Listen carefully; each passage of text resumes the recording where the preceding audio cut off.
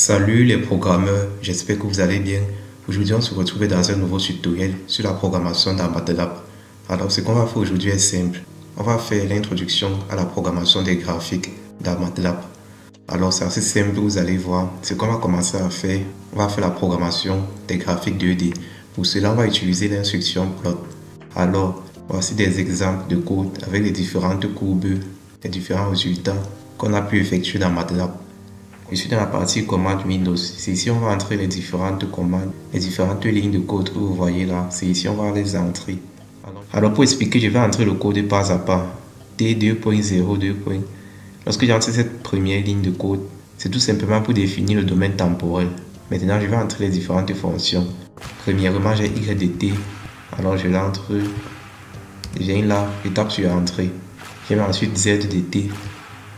La fonction z de t qui est égale à 10 exponentielle moins 60 de t sinus 120 pi de t. Alors je tape sur entrée. Ensuite, il y a l'instruction plot. Comme on a dit, l'instruction plot va permettre de tracer un graphique 2D. Alors, ça va tracer les deux graphiques y de t et z de t. Ensuite, j'ai grid. Grid va permettre de mettre sur la grille, tel qu'on le voit là. Ensuite, j'ai a qui est égal à 10 exponentielle moins 60 t. Et puis je tape l'instruction hold. Lorsque je tape l'instruction hold, ça là c'est le message qui me renvoie la fenêtre commande Windows. Donc ça me renvoie ce message. Ça renvoie le message current plot reld. Une fois que ça me renvoie le message, j'entre la prochaine ligne, plot t,a. Voilà, j'entre cette ligne. Et ensuite j'entre cette autre ligne. Ici, je suis en train de tracer la fonction a de t. Fonction a de t que voici, qui est égale à 10 exponentielle moins 60 t. Alors, quand je mets entre parenthèses, quand je mets entre les côtes B, double tiret, ça veut dire que la courbe serait en bleu, en double tiret. Donc, ça va s'afficher en double tiret en bleu, tel que vous voyez là. J'ai la fonction A de t là, et j'ai son opposé, moins A de t. Maintenant, je passe à la prochaine ligne, qui va donner ici le titre de notre graphique. Le titre du graphique serait fonction sinusoïdale amortie, tel qu'on le voit ici en haut. J'entre la prochaine ligne, le X label, Y label. X label, c'est ce qui s'affiche sur l'axe des abscisses. Et Y label donne le message qui s'affiche sur l'axe des ordonnées. Et voilà, j'ai ainsi fini de saisir le code. Je suis donc censé obtenir cette courbe-ci sur MATLAB. Alors j'ai cette courbe-là qui apparaît ici en bas.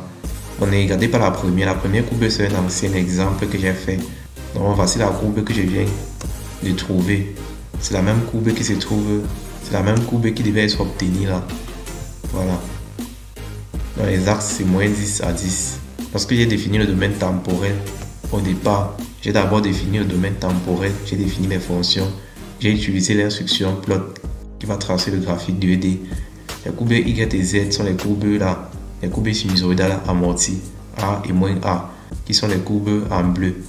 Et là, j'ai utilisé hold. Hold ici va permettre ici d'associer dans un même graphique les différentes courbes. Ce qu'on va faire, on va s'intéresser à la deuxième courbe. Alors, je vais tout simplement éditer ce code et obtenir la deuxième courbe. Quand je commence avec hold off, je vais tout simplement ici la plot, c'est-à-dire tracer Z2 de Y. Ensuite, je vais mettre sur la grille, sur le graphique. Et ensuite, je vais mettre le X label, Y label. Axis equal, ça veut dire ici l'axe des ordonnées serait de la même longueur avec l'axe des abscisses. Donc je vais tout simplement taper entrée là. Et je suis censé avoir la courbe, cette deuxième courbe qui va m'apparaître. Il y a cette deuxième courbe en effet qui apparaît. Alors on va passer aux graphiques multiples. Les graphiques multiples ici là, c'est le fait de mettre plusieurs graphiques sur une même fenêtre, tout simplement. Alors on dit ici on peut tracer plusieurs graphiques dans la même fenêtre en utilisant l'instruction subplot. Ici on a 2 fois 1. 2 fois 1 ici là c'est pour les deux premiers. Voilà les deux premiers chiffres à l'intérieur de la parenthèse de subplot. Le dernier chiffre va ici représenter le numéro de la classe, le numéro de la courbe. Ça là c'est la courbe numéro 1, la courbe numéro 2 de la fenêtre. Si j'édite ce code en entier dans MATLAB, je vais tout simplement obtenir cette courbe-ci. Chose que je vais aller faire tout de suite. Alors une fois que j'ai édité entièrement le code et que je tape sur entrée, je suis censé obtenir ces courbes-ci. Ces deux courbes dans une même fenêtre qui doit apparaître. Et en effet, voici les deux courbes que j'obtiens. Donc ces deux courbes exactement apparaissent dans une même fenêtre. Alors on va passer au prochain exemple. Dans le prochain exemple, ici on nous parle toujours des graphiques multiples. Ici on va diviser la fenêtre en deux parties. Cette fois-ci c'est 1 fois 2.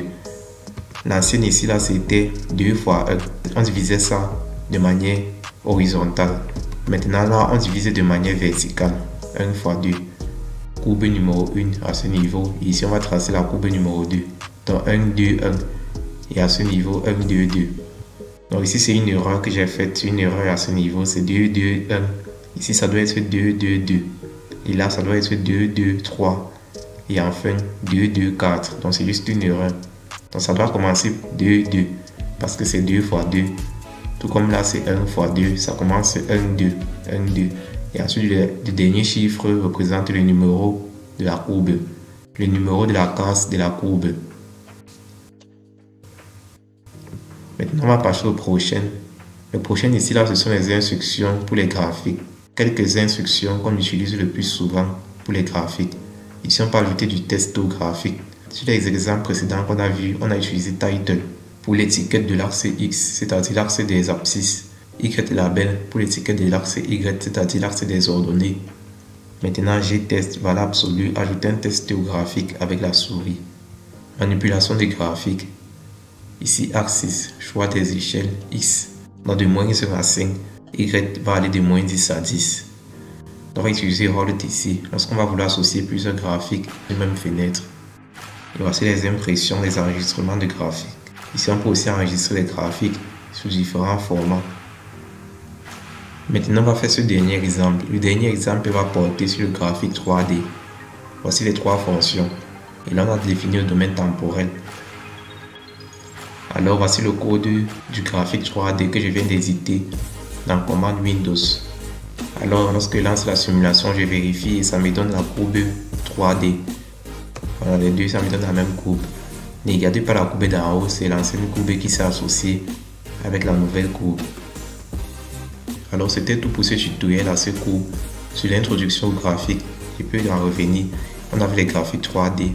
On a vu quelques instructions pour les graphiques. On a vu également les graphiques multiples. On peut tracer plusieurs courbes dans un même graphique, tout simplement en utilisant l'instruction subplot. Voilà l'instruction subplot ici pour diviser la fenêtre en plusieurs parties, dans lesquelles on pourra tracer les différents graphiques. On a également vu le traçage des graphiques en 2D avec l'instruction plot. C'était tout pour ce tutoriel. Si vous avez des questions par rapport à tout ce qu'on a vu, n'hésitez pas, faites pas en commentaire. Et abonnez-vous également à la chaîne qu'on continue cette série de tutoriels sur MATLAB. On va bien sûr commencer avec la programmation MATLAB telle qu'on le fait présentement. Et on va continuer plus tard avec la partie simulée, dans laquelle on va insérer les différents blocs et faire plusieurs projets concernant cela. Donc, n'hésitez pas, abonnez-vous, qu'on se retrouve très bientôt dans le prochain tutoriel MATLAB et simulé. À très bientôt à vous, portez-vous bien et au plaisir de vous revoir.